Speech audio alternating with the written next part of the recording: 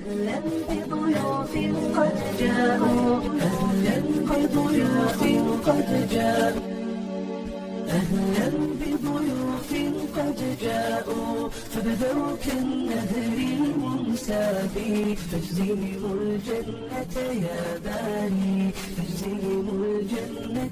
أكرم يا رب معلمة تسعى للبذل بإشفاق يا رب وحقق غايتنا فبدونك ليس لنا واقي.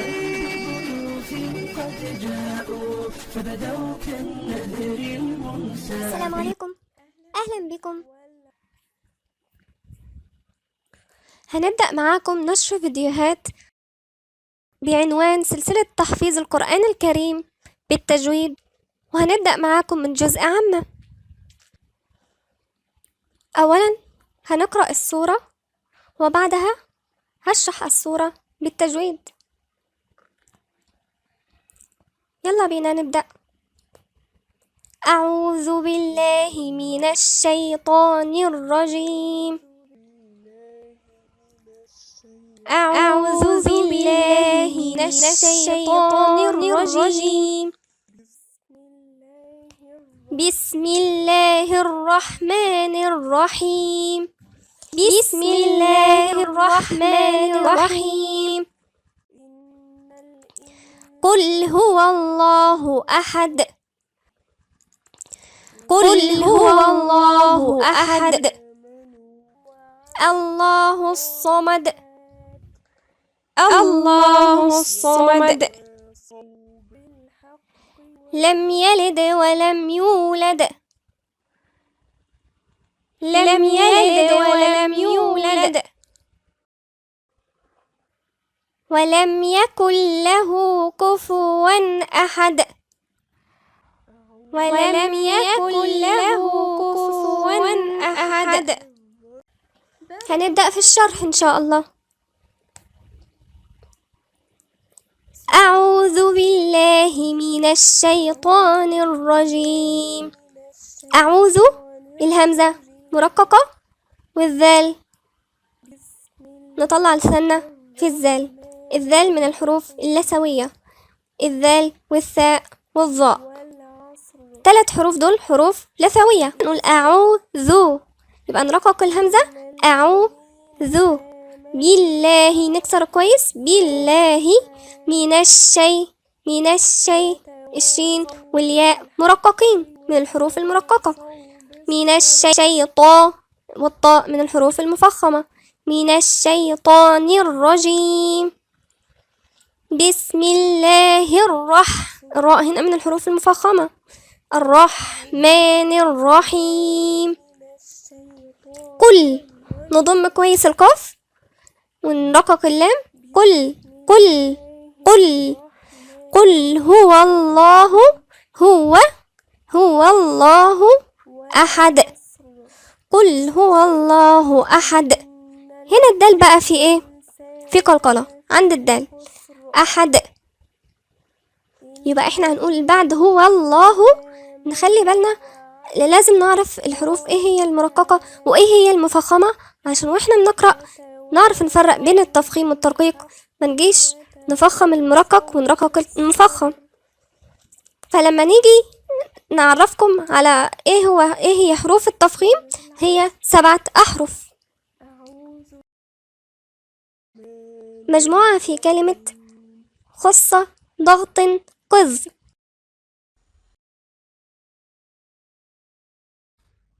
يبقى احنا عرفنا ايه هي حروف التفخيم، يبقى بعديها على طول باقي الحروف هي حروف مرققة.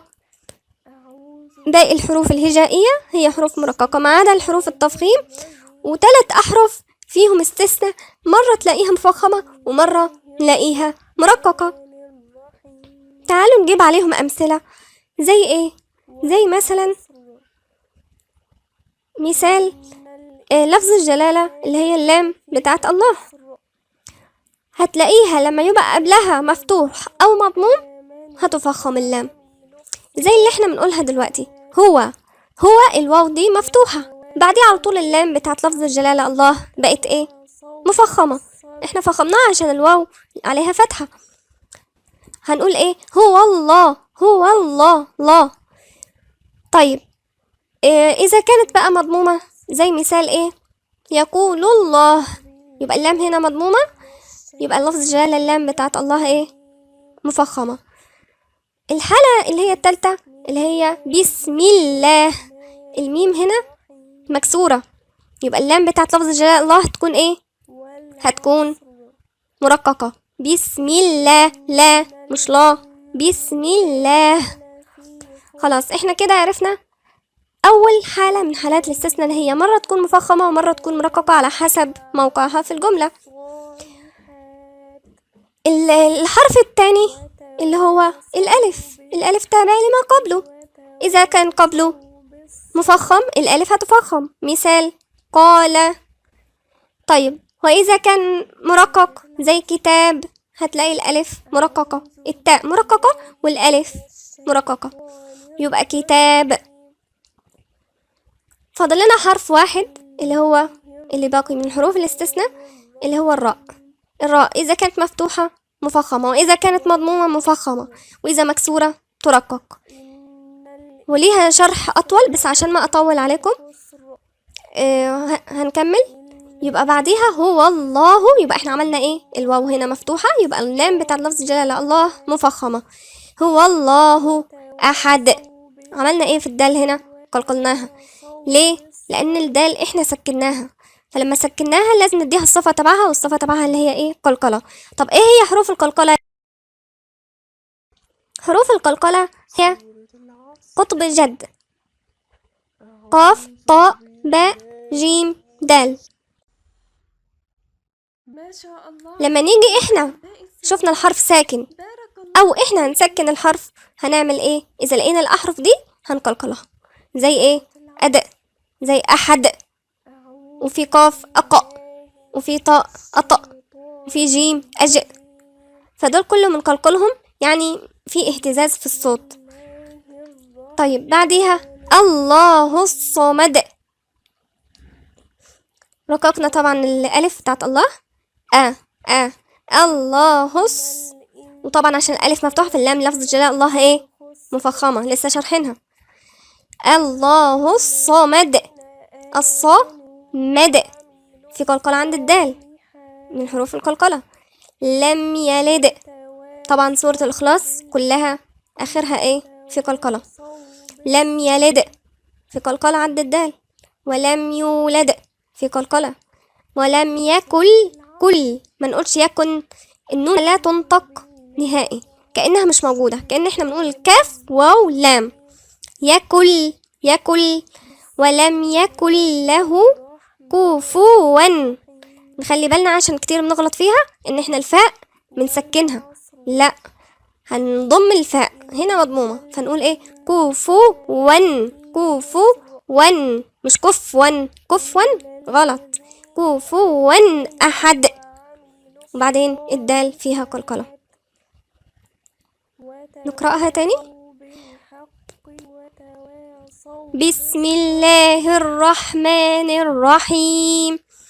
قل هو الله أحد الله الصمد لم يلد ولم يولد ولم يكن له كفوا أحد. بسم الله الرحمن الرحيم. قل هو الله أحد الله الصمد لم يلد ولم يولد ولم يكن له كفوا أحد. بسم الله الرحمن الرحيم.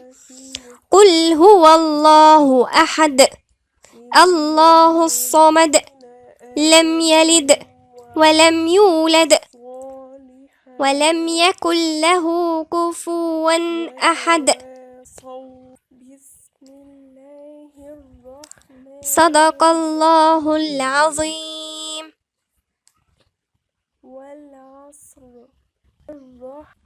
أهلا بضيوف قد جاءوا، أهلا بضيوف قد قد جاءوا فبدوا كالنهر ضيوف قد جاءوا